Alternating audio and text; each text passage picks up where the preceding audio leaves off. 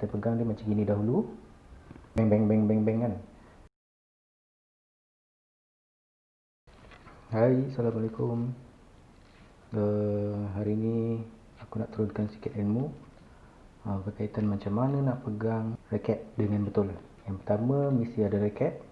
Tak kisahlah raket jenama apa, Yonex ke, Fleet ke, Apex ke kan. So yang penting ada raket dahulu dan bertali.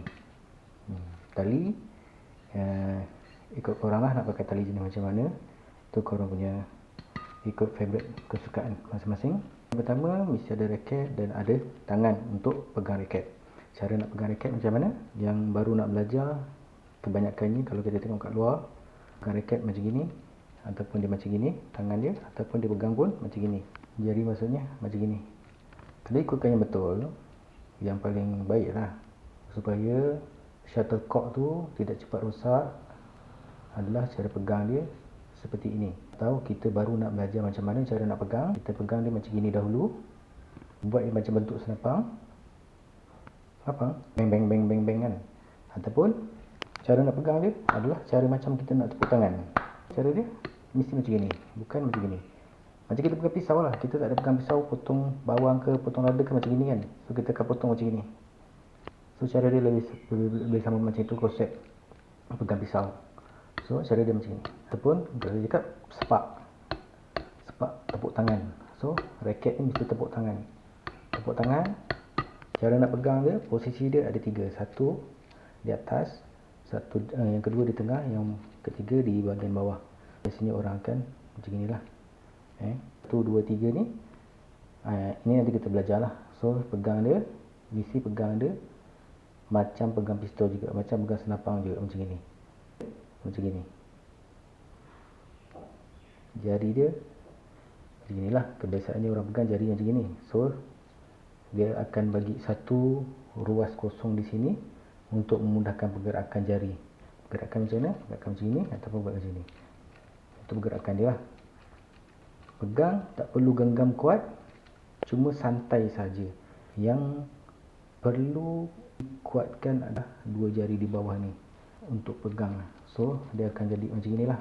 2 jari di bawah pegang, luas. Raket ni akan ada ruang untuk bergerak. Tak adalah raket ni akan keras macam gini.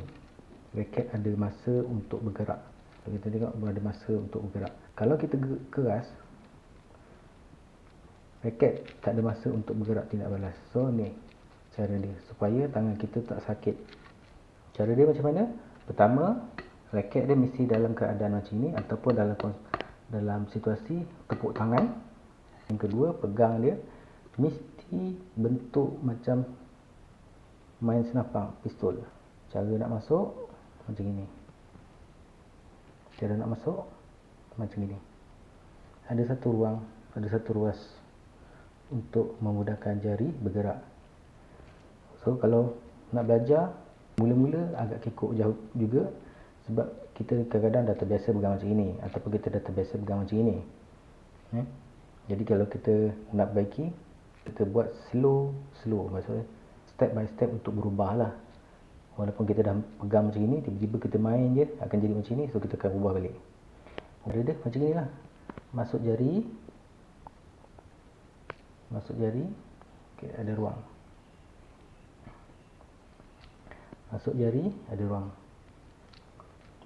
ruang. Ataupun cara macam pegang pistol, main pistol macam ni. So macam mana pun posisinya, raket mesti gini. Ni badan dia lah. Okay. So masuk, ada ruang.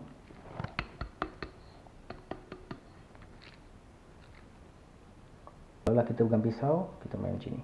Nanti bila kita main, muka raket ni akan automatik.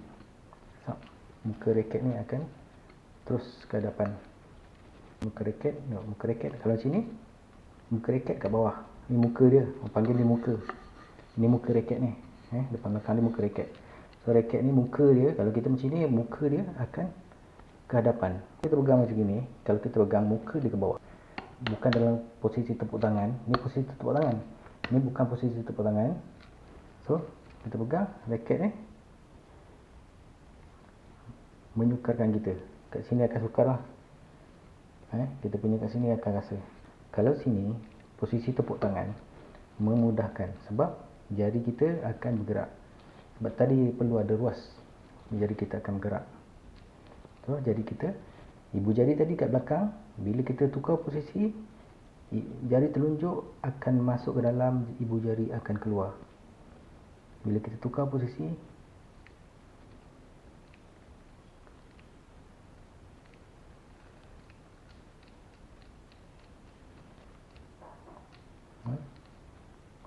sebab dia nak menahan dan power, tolak bola, tolak bola, tolak bola. So kat sini ada ruang, tolak bola, tolak bola, tolak bola. Sini.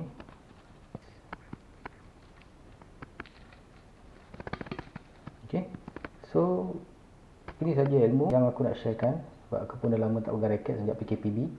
Boleh juga dimanfaatkan oleh siapa-siapa sajalah yang nak belajar cara pegang raket. Sebaiknya begini, sebab shuttle kurang untuk rosak. Begini, shuttle akan kerap rosak. Bila kerap rosak, duit banyak keluar untuk beli shuttle. Kalau macam ni. Kalau macam ni, shuttle kurang rosak, untuk beli shuttle pun agak lambat sikit lah, sebab shuttle kurang rosak. Orang pemain puas hati, satu game boleh 2 shuttle kalau pakai macam ni. Kalau posisi begini, kita mungkin pakai 4-5 shuttle untuk satu game. Itu dah banyak lah. So ini saja, boleh manfaatkan untuk semua. Sekian, Assalamualaikum warahmatullahi wabarakatuh.